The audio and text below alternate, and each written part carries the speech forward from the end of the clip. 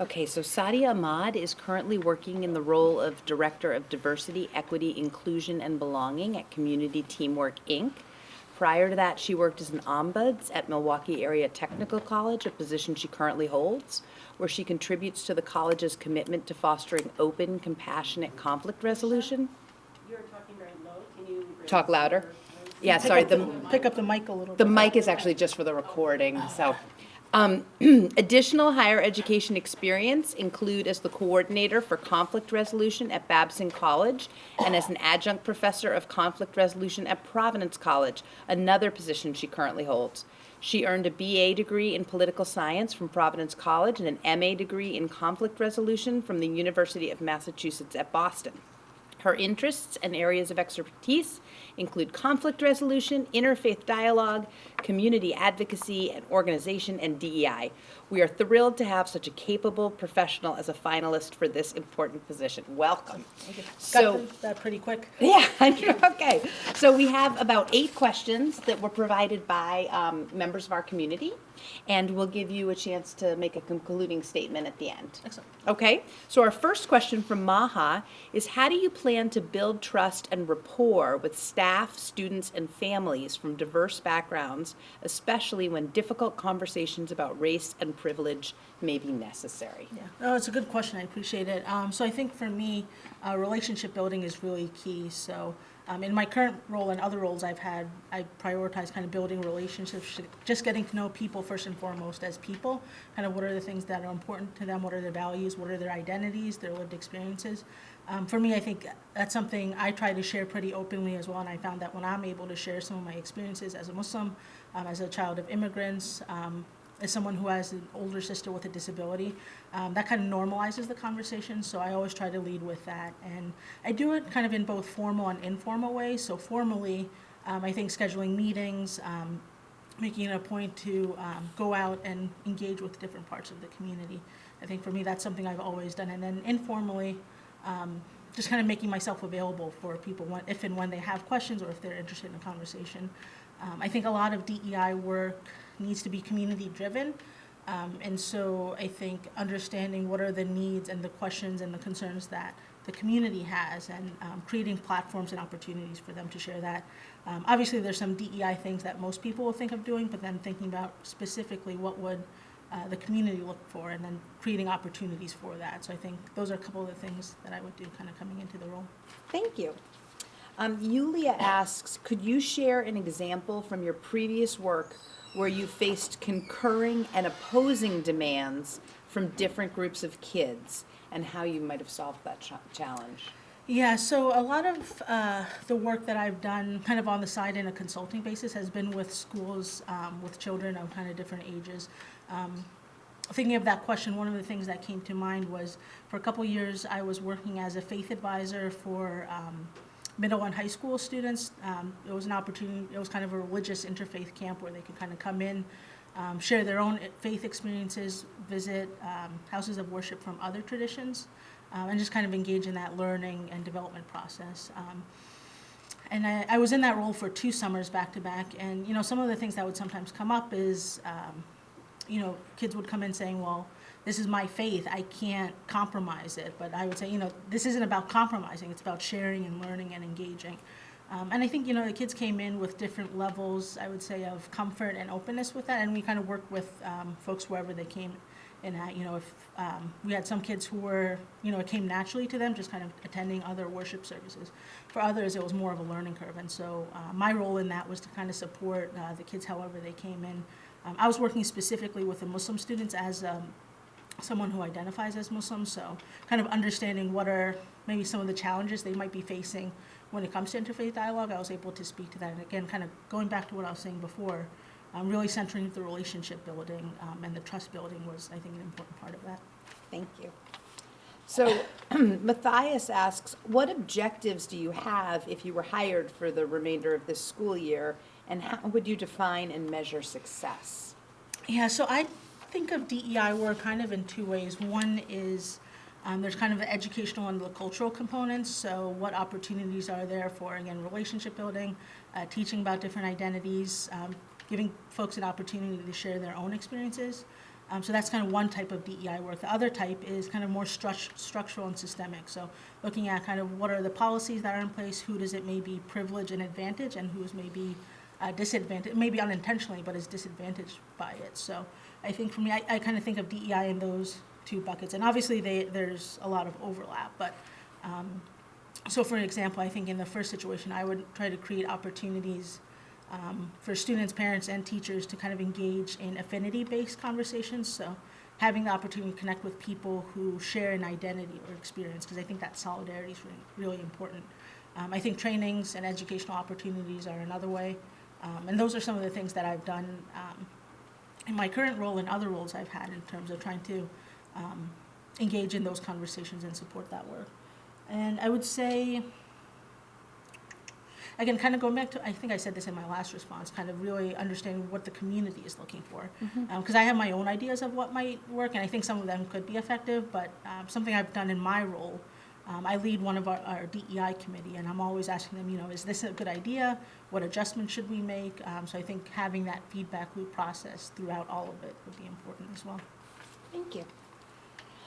So the Belmont Pan-Asian Coalition and DEI Implementation Committee asks, the Youth Risk Behavior Survey shows a high amount of depression, suicidality, and self-harm amongst Black, Asian, mixed race, and genderqueer students.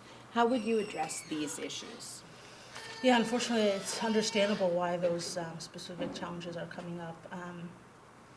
I think creating as many support spaces and opportunities as possible is important. So as going back to my previous response, creating affinity-based spaces. So these are spaces where people only of that identity or background engage, and it's really meant to be a support space for people of that. So I just hearing that question, not knowing everything, I'd have additional questions, but just going off of that, I'd be interested in creating kind of some structured dialogue spaces, maybe every month or every other month, whatever consistency makes sense, just so students have that support.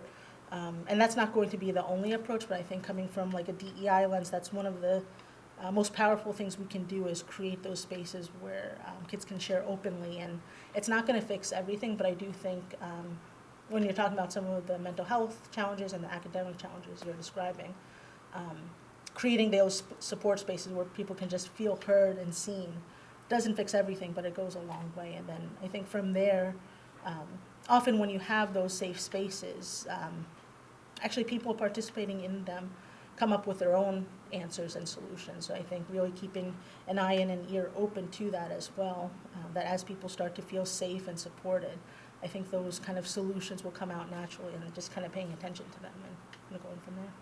Thank you. So from Sally, the question is, what kind of support, in your opinion, as a candidate, does the DEIW coordinator need to be successful in the job? That's a good question. It's something I've been thinking about even in my current role. I think having a leadership team that is invested, I think one of the privileges I've had in my current role is everyone at the top level of leadership is invested. They're in support. So I think having that support, and I would say also kind of going along with that, having folks who are willing to introduce me into their spaces, into their schools, into their classrooms, because I recognize I'm coming in with some education experience, but not a ton. So I think really leaning on the expertise of folks who already have that, and asking them if they feel comfortable inviting me, and kind of figuring out what that looks like. I think that would be an important way in terms of looking for support. I try to approach DEI with that kind of invitation basis. So it's not forced, it's voluntary, right? And I think that's one of the ideal situations, the ideal supports that folks have.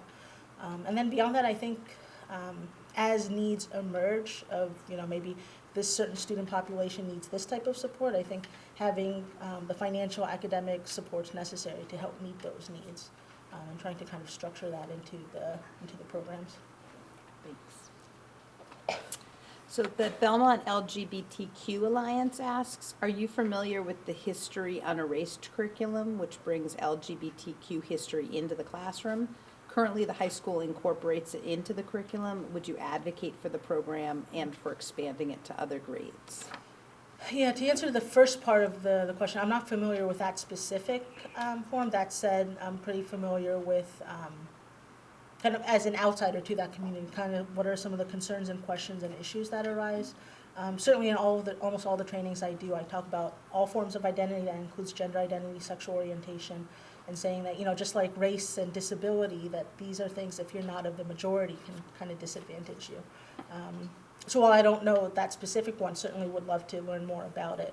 And then I think in terms of integrating it into the curriculum, actually I was walking around here earlier today, just looking at the hallways, and I saw that there was a bulletin board actually on some of those identities. So I think finding ways like that to integrate it, to quote unquote normalize it so people see it as part of the everyday. And I think just in terms of the curriculum, having an open approach, one of the things that I try to do when talking about DEI and teaching it is kind of a judgment-free zone. So whatever questions, concerns, issues you might have, just kind of meeting people where they are, and obviously not tolerating discrimination, but just kind of trying to support people wherever they are in their learning journey. It's something I've had to do myself. I'm a Muslim. I went to a Catholic college. I think I was 1 in 5 at the time. So there was also a primarily white institution as well. So I personally have had to navigate those spaces, so I feel like I've been able to, in my current role in the DEI role, kind of support others in that, and certainly would want to do that for the LGBTQ plus community, any community that's kind of looking for that. Thank you.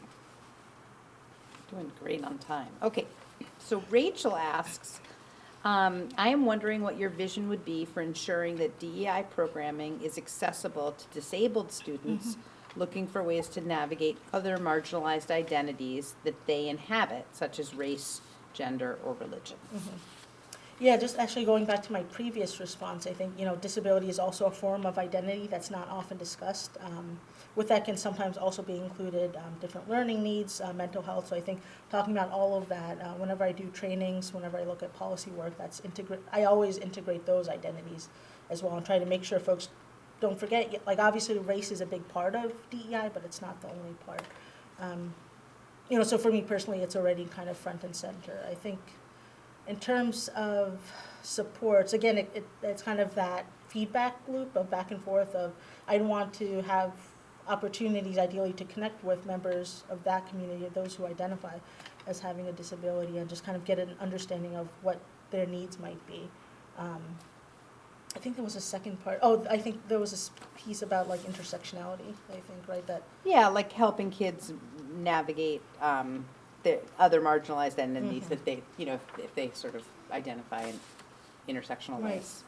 Yeah, and that's something I also cover a lot in my trainings, and a lot of what I do and looking at policies is, recognizing that we're not any one thing, and that all of these things. So for myself, I'm a Muslim, I'm a woman. I have I identify not as disabled, but slightly neurodivergent in kind of how I focus and process and socialize. And all those identities kind of intersect with each other. They're all present at the same time. So actually, I often use an identity wheel in a lot of my trainings that kind of shows people that all of these identities are always present. And again, I think if you approach it with an open, judgment-free zone, I found a lot of people share, like, yeah, I have this experience as a woman and also as someone who's Black and someone who has a disability. And I think the more we can get kind of people, create an atmosphere in schools where people feel comfortable sharing that, I think that can go a long way in, I think, just awareness building, and then from there, what does support look like for that specific community? Thank you. So our next question is from Meg.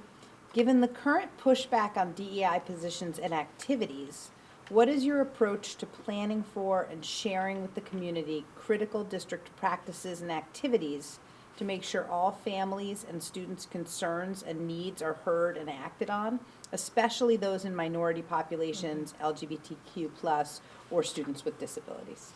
Yeah, it's something I'm figuring out at my current organization right now. I think it feels like a lot longer than 3 weeks, but the past few weeks have kind of brought these challenges of, what do we call this work? Should we kind of adjust things or not?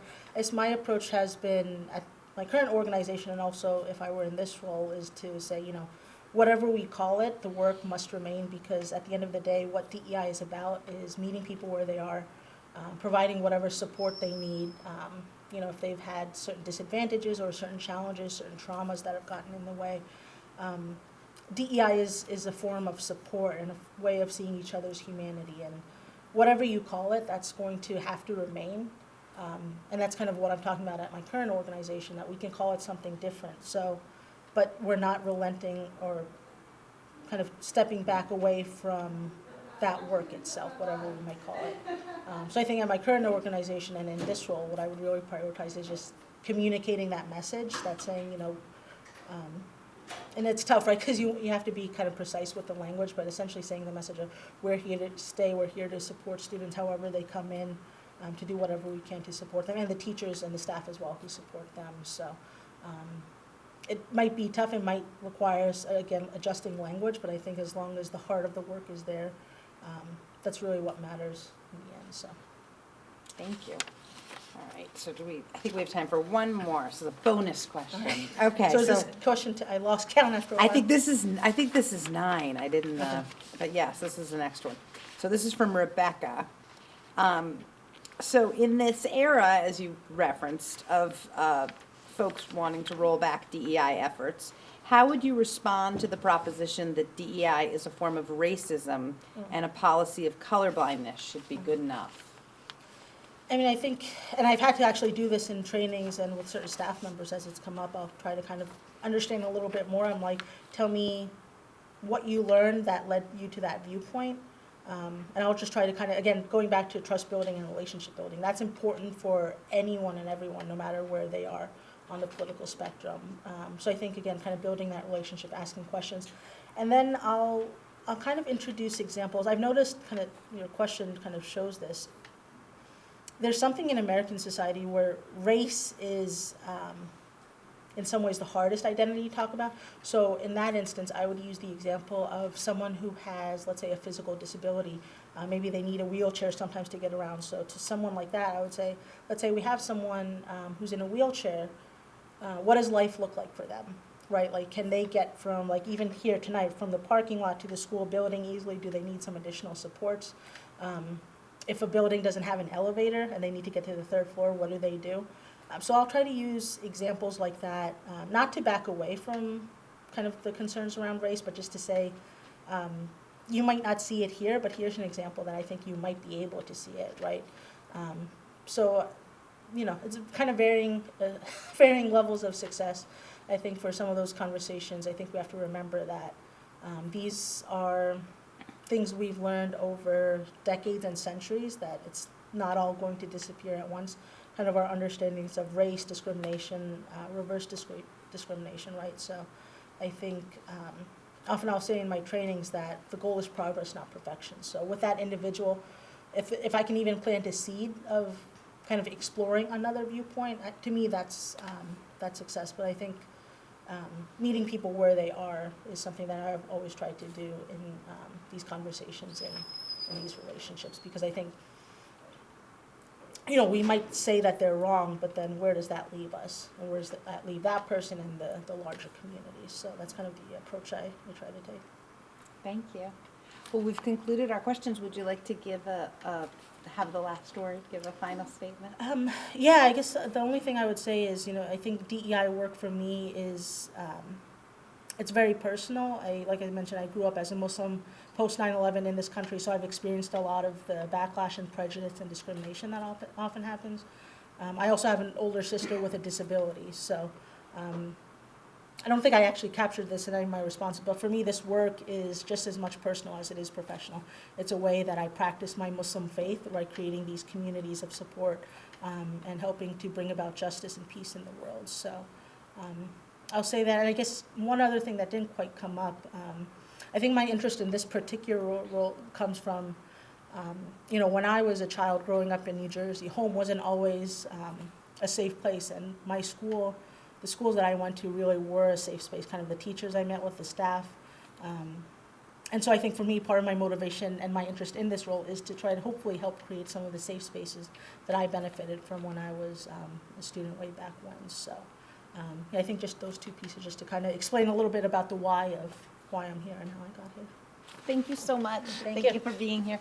So, Dr. Geisel, So our next guest is Chima Ikone. Chima is currently working in the role of special education educator at the Brookline, Mass. Public Schools at the pre-K to 8 Roland Hayes School. Prior to that, he worked as a social, emotional, and academic learning coordinator at Brighton High School.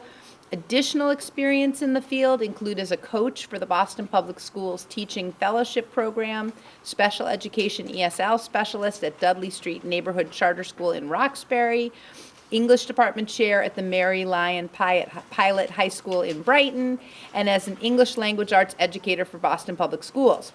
He earned a BA degree in English, an ME degree in secondary school education, and an MA in English, all from the University of Massachusetts at Boston. Sorry, an MED was the first one. The doctorate I should not stumble over. All from the University of Massachusetts Boston. He earned an EDS degree in language and literacy from Simmons College. His interests and areas of expertise include literature, mass media, literacy, and DEI. We're honored to have such a qualified and experienced candidate as part of our search. Welcome. Thank you very much. So we're going to ask 8 questions from the community.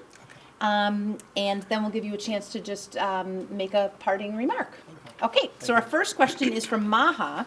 How do you plan to build trust and rapport with staff, students, and families from diverse backgrounds, especially when difficult conversations about race and privilege may be necessary? Thank you very much for that question. That's a very good one. One of the first things is to create a community where there is transparency, where there is open communication, where people feel valued, people feel respected, and people feel safe to voice concerns, and not feel like there could be any recourse as a result of, speaking up against something that might have happened. It's very important to also keep lines of communication open.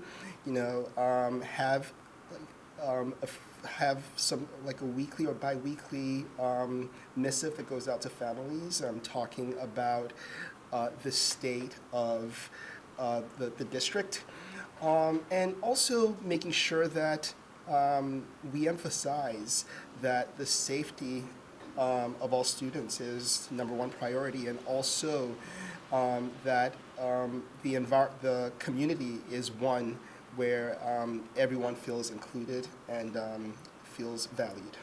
Thank you. So our next question is from Yulia. Could you share an example from your previous work where you faced concurring and opposing demands from different groups of kids and how you solved that challenge? Yeah, that goes back to my very first year as a teacher. I started working as a teacher through the Boston Teacher Residency Program, and I stumbled into a community, where it was necessary to understand people who came from very, very diverse backgrounds.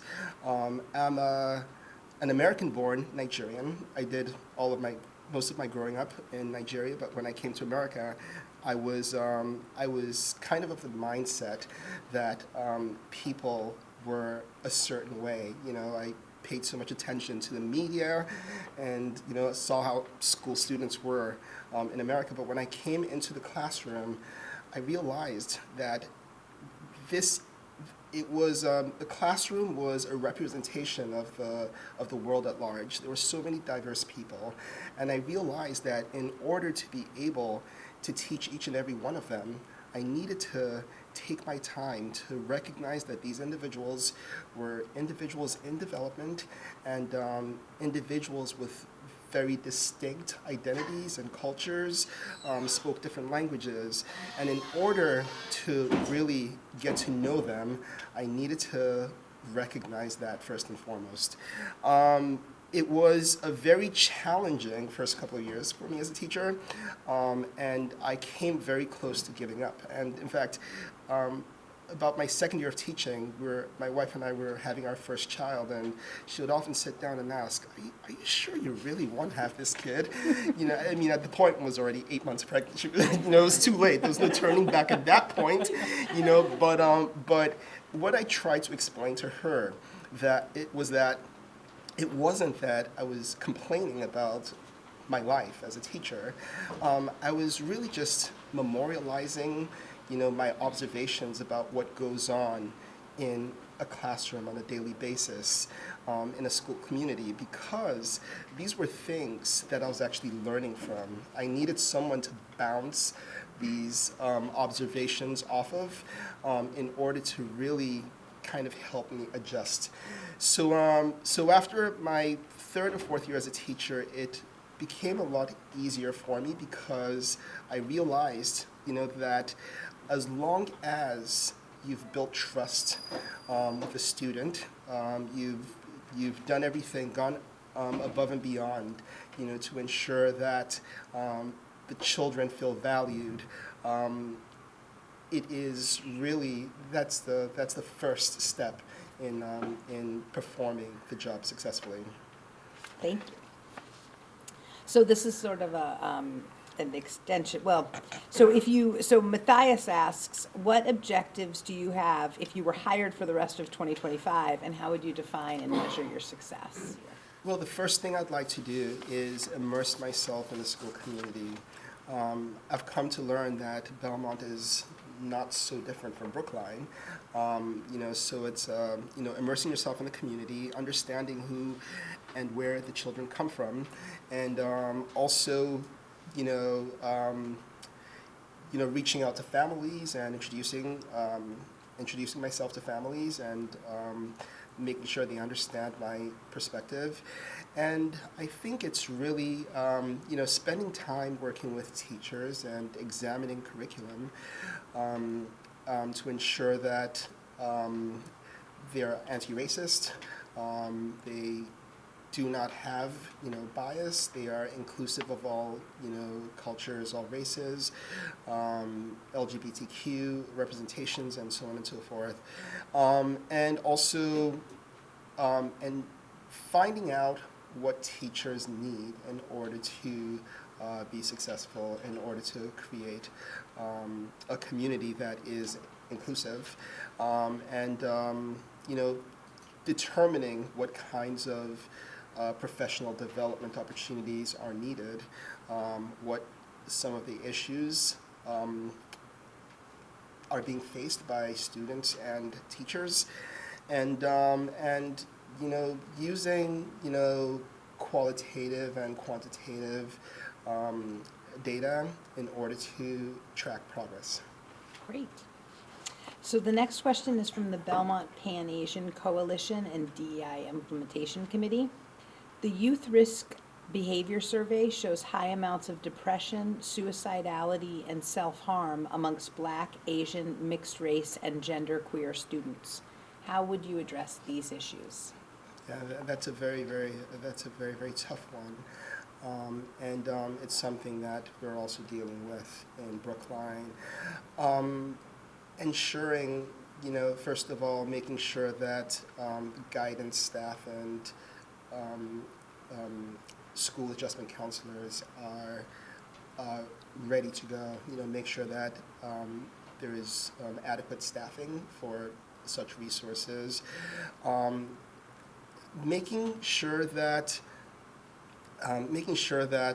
there's transparency in policies against bullying and harassment and other things, and having sessions, for teachers and other staff members to look for warning signs and how to help them know when a student might be at risk of self-harm, but also checking in, ensuring that research-based professional development is available, and also ensuring that lines of communications are opened with family members, just to make sure, and really just ensuring that SEL is at the forefront of what we do. I have teenagers myself, and some of the things I hear about the days in the life of my teens, are quite worrisome. So just making sure, and encouraging families to speak with their loved ones. The next question is from Sally, like taking a sip of water. What kind of support, in your opinion, as a candidate, does the DEIW coordinator need to be successful in the job? I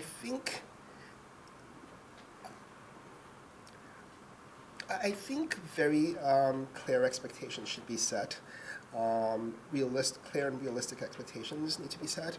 I also think frequent meetings, collaborations are necessary as well. And I think there should be trust in the director of DEIW and in terms of the way issues are handled. It would be really hard if, based on my 18 years of being in learning communities, it'll be hard if my insights and suggestions are not valued or taken into account. So really, just those are some major things. Communication, clear expectations, frequent check-ins, and collaboration. Thank you. So the Belmont LGBTQ Alliance asks if you're familiar with the History Unerased curriculum, which brings LGBTQ history into classrooms. Currently, the high school incorporates it into the curriculum, and would you advocate for the program and for expanding it to other grades? Yes, I am familiar with it, and I will definitely be an advocate for it to be expanded across other grades. I think it's really necessary. We have in Brookline a very high LGBTQ population, and what I was envisioning in doing in this role would be to expand GSA, make sure that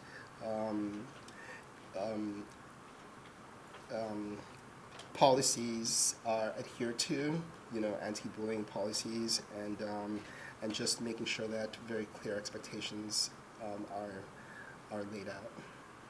Thank you. So Rachel W. asks, I'm wondering what your vision would be for ensuring that DEI programming is accessible to disabled students looking for ways to navigate other marginalized identities that they may inhabit, such as race, gender, or religion. Say the first part, please. She's wondering what your vision would be for ensuring that DEI programming is accessible to disabled students who are looking for ways to navigate other who may identify in more than one way, Right. disabled and Right. as a member of a group that may be marginalized. Yeah, I think what my vision would be to make sure that perform some sort of a sort of audit to find out what kinds of programs are available to people from disabled and other marginalized groups, and really just make sure that they have access to other things. I recognize the intersection of disability and other things, other isms. So just making sure that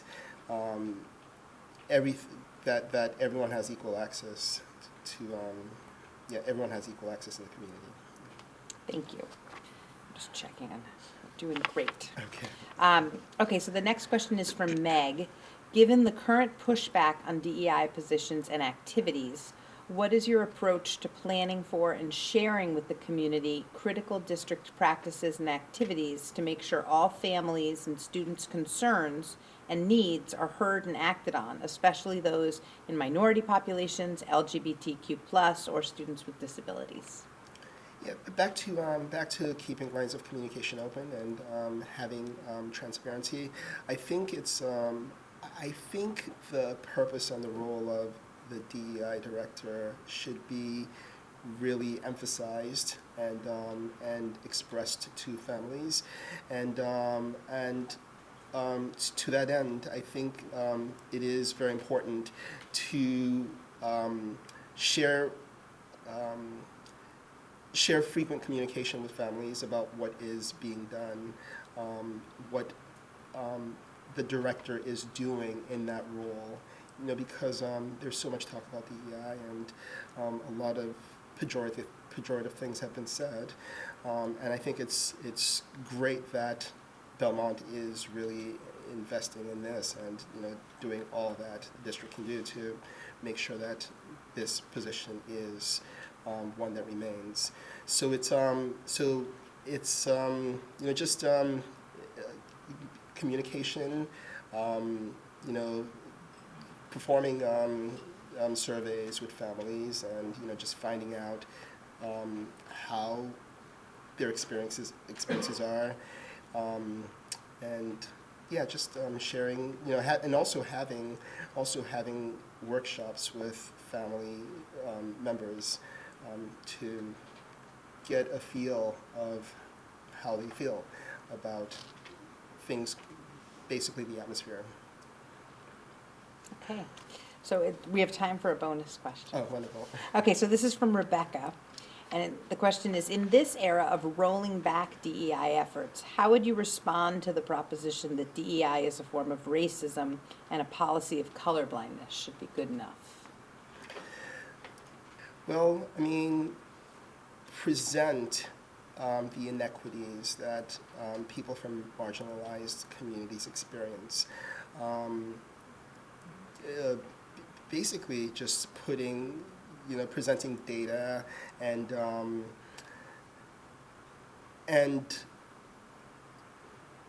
sharing what the purpose is for a DEI director. There are opposing schools of thought with regards to DEI. Some people recognize the importance of it, while others do not. So I think it's showing what, talk about the systemic racism that exists, and how without DEI, people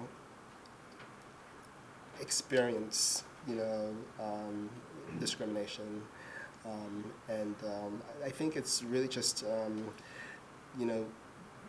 keeping the topic, keeping the subject of anti-racism, and also sharing about how, some curricula could be biased, and how that could affect learning outcomes of people who are in marginalized groups. All right, thank you so much. Yes. So you have a chance now to give... Ask you guys questions. To give parting remarks, if you'd like to say something. Yeah. You have plenty of time, so whatever you'd like to say. Well, I'm really very excited, and thank you so much for hosting me. I'm really excited to learn more about this community, and also use my experience as an educator. I've worked in different communities. I worked my foray into teaching was as a teacher in Boston Public Schools, during that time I really had copious opportunities to really experience and learn about very diverse individuals, and coming into Brookline, that offered me a different perspective of teaching and learning, because it was a different group of kids. But also, I think at the something that really inspired me to seek. I was very, very content being in the classroom. I taught for many years, multiple grade levels, And the 1 year that I had an opportunity to be a coordinator overseeing a department, I felt, you know what, maybe I should just go back into the classroom because that's where I feel like I belong. But when I came to Brookline, I encountered kids who felt marginalized. We have the MECO program in Brookline, and I got a chance to see how disenfranchised a lot of the kids were. The struggle of waking up very early in the morning to catch a bus and spending endless hours on the road as opposed to being immersed in the community. So this inspired me to really start working hand in hand with the MEDCO coordinator at my school and also the MEDCO director as well to figure out, to kind of see how we could what we could do in order to create a much better learning experience for those youths. So learning about this position, I felt like this was really kind of the next trajectory of my career, where I now would have an opportunity to influence policy, work with teachers, which I had done a lot of in Boston, and so that's how I ended up sitting in this seat before you guys, and I, if given the opportunity to lead the DEI initiatives in Belmont, I will use my years of experience in order to make sure that all kids feel safe, everyone feels included, and that families will feel very comfortable with their decisions to send their children to public school. Thank you. Thank you so very much. Appreciate it. It's a real pleasure. So please allow me to introduce Darnell Williams. Darnell most recently worked as the Director of Professional Growth and School Culture for the Brockton Public Schools. He also worked as a senior instructor at Cambridge College in Cambridge, Mass., a position he currently holds. Prior to that, he was a consultant in Fairburn, Georgia with DTW Equity Consulting, Inc. His career began in Northampton, Mass., where he worked as an associate director of professional development for the Department of Youth Services. Additional experiences in higher education and consulting work include an adjunct professor with Urban College of Boston, an educational consultant with the Boston Public Schools in their Center for Leadership Development, and as a program manager for the Commonwealth Corporation's Education Quality Assurance Initiative. He earned a BA degree in psychology from Boston University, an MED degree in teaching and learning from Harvard University, and is currently enrolled in a doctorate program in education at Lesley University. His interests and areas of expertise include decolonizing curriculums, mediation, restorative justice, and DEI. It is exciting for us to have such a capable candidate whose professional experiences span such important topics. Welcome. Thank you. It's good to be here. Okay, so I'm going to go through some questions, and at the end you'll have a chance to address the group. Sure. Okay, so our first question tonight is from Maha. How do you plan to build trust and rapport with staff, students, and families from diverse backgrounds, especially when difficult conversations about race and privilege may be necessary? Mm-hmm. Thank you for the question. Should I be facing this group? Whatever you like. That's a very important question. I think that rapport building is critical for the success of this position and actually of any position, right? So how do I plan to build that and foster that? Is going around talking to people, being present, making sure that I'm visible, present, reaching out, being proactive, suspending judgment. I think that a lot of times when new people come into the position, there tends to be this fear of judgment. So I intend to suspend judgment by staying as a learner.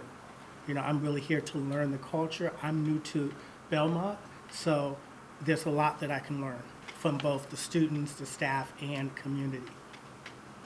Okay, great, thank you. Our next question is from Yulia.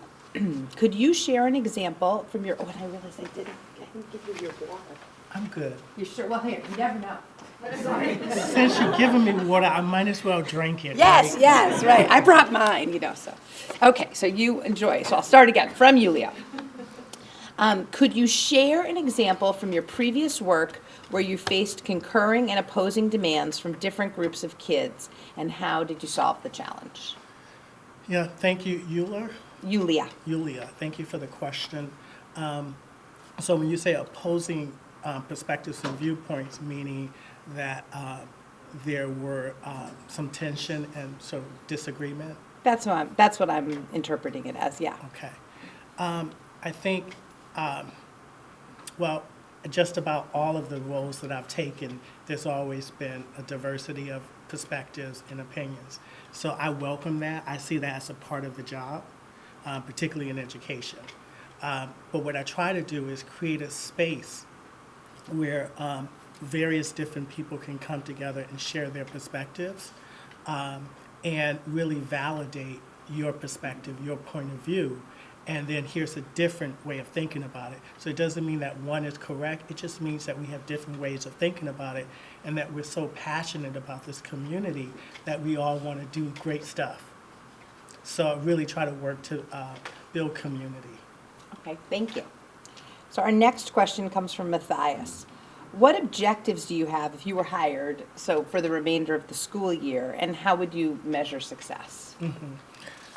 So if I was hired, if you would choose me, I guess my priority would be first to get around to all the schools, to sit in on classrooms, to talk to teachers, to talk to paraprofessionals, to observe students, talk to students, and also do a listening circle with families to hear about what are some of your concerns, what's working well, what things might need to be pushed a little better, and what's not working well at all. What are you disappointed about?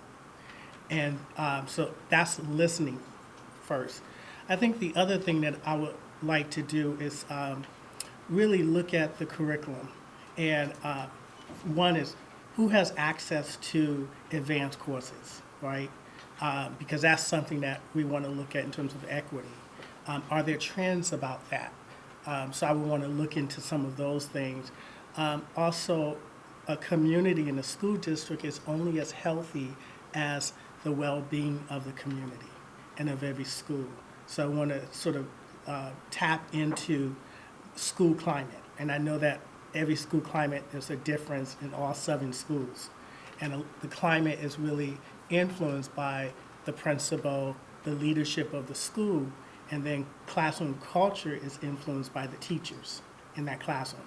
So I really want to get a chance to hear about the personalities. And then the third thing I would like to do is look at professional development. What professional development have people had, particularly around social emotional learning, culturally responsive practices and sustaining practices, and then how might we be able to go deeper with that. I got a chance to look at the website, and I saw a lot of the different ethnic demographic groups, right? And also high needs of students and students identified in low-income communities. So really want to make sure that this position is sort of collaborating with the superintendent and the leadership and the school leadership to really make sure that we are intentional about where the gaps are and what we can do to effect change in the most respectful way and honoring the children and the families. Yeah. Thank you. So our next question comes from the Belmont Pan-Asian Coalition and DEI Implementation Committee. They ask, the Youth Risk Behavior Survey shows high amounts of depression, suicidality, and self-harm amongst Black, Asian, mixed race, and genderqueer students. How would you address these issues? As sensitively as possible and be empathetic. I think one is I would reach out. I wouldn't expect the students or the community to reach out to me. I would be reaching out to them, being proactive first. I think I will also empathize, as an African-American male, and particularly the times that we're living in today, where so much of our identity and so much of our security is at threat. I would be empathetic in that way, to hear and to empathize. I understand this, tell me more, and then be assertive and proactive in terms of what are the sources, what are the resources that we can use to sort of support you, particularly around mental health. And then I know that there's a lot of community advocacy organizations right here, so I will reach out to you around support. What resources do you have that we could work with? Thank you. So our next question comes from Sally.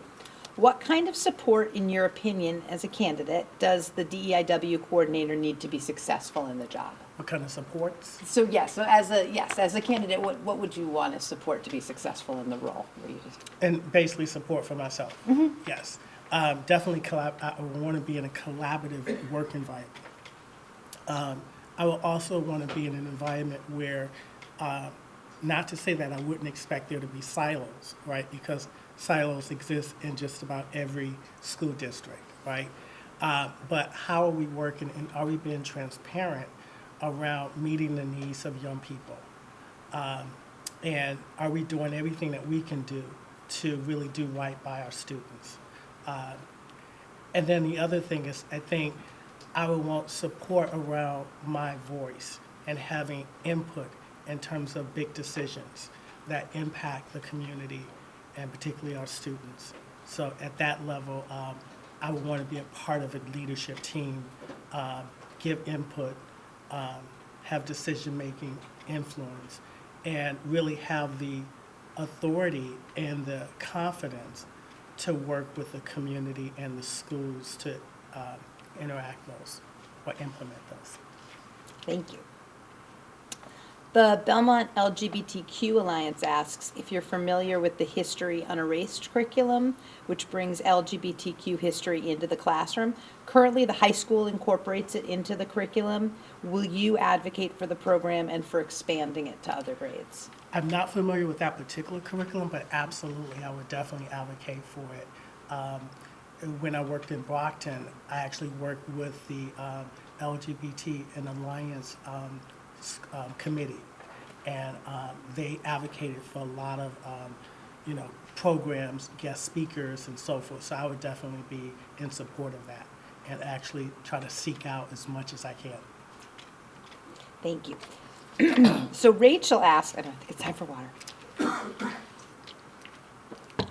Rachel asks what your vision would be for ensuring that DEI programming is accessible to disabled students looking for ways to navigate other marginalized identities that they inhabit, such as race, gender, or religion. So I would definitely want to I would want us to look at that closely, look at that from an equitable lens. I would want to go deeper in that. I mean, I haven't been here to really know how that's been played out, but I would want to look at that more deeply, and particularly around access and what are those resources that students with disabilities have access to, both in district and out of district.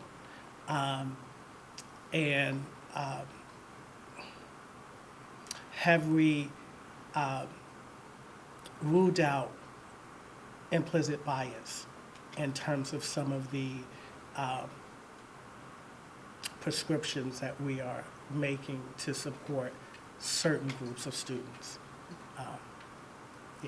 Thank you. Meg asks, given the current pushback on DEI positions and activities, what's your approach to planning for and sharing with the community critical district practices and activities to make sure all families and students' concerns and needs are heard and acted on, especially those in minority populations, LGBTQ+, or students with disabilities?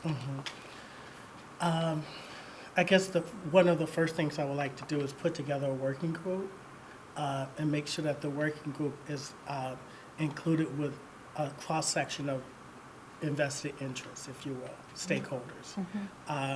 And then engage them, facilitate the meeting where they're able to really help identify these are some of the key priorities that matches the school improvement plan, right? And that this is, what we want to do. And then from there, put together a professional development plan to really make sure that we're providing the cultural competency, the cultural responsiveness, training necessary, as well as a focus on mental health, so that we're successful in meeting all of the needs of our students and diverse learners. Thank you. So we have time for, I believe, we have time for a bonus question. Well, that was 8 already? I know, it went fast. A great conversation. I know. So Rebecca asks, in this era of rolling back DEI efforts, how would you respond to the proposition that DEI is a form of racism and a policy of colorblindness should be good enough? That's a very good question. I think the rollbacks around DEI, I say EDI sometimes because in the former district, they led with E, the equity, so it was EDI as opposed to DEIW. So I do think the rollback is a form of racism and institutional oppression, right? Colorblindness does not exist, right? And to even put that out there says that you're not being authentic and you're not being truthful, right? Because our society is based on, or is structured based on racial categories of people. That is a fact. All the research supports that, and the lived experiences show that.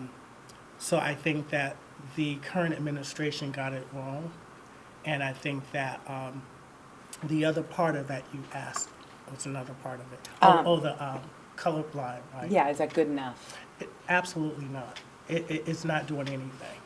And in fact, DEIW is the total opposite of colorblind. DEI has been intentional, naming it, been intentional in terms of how do you address it.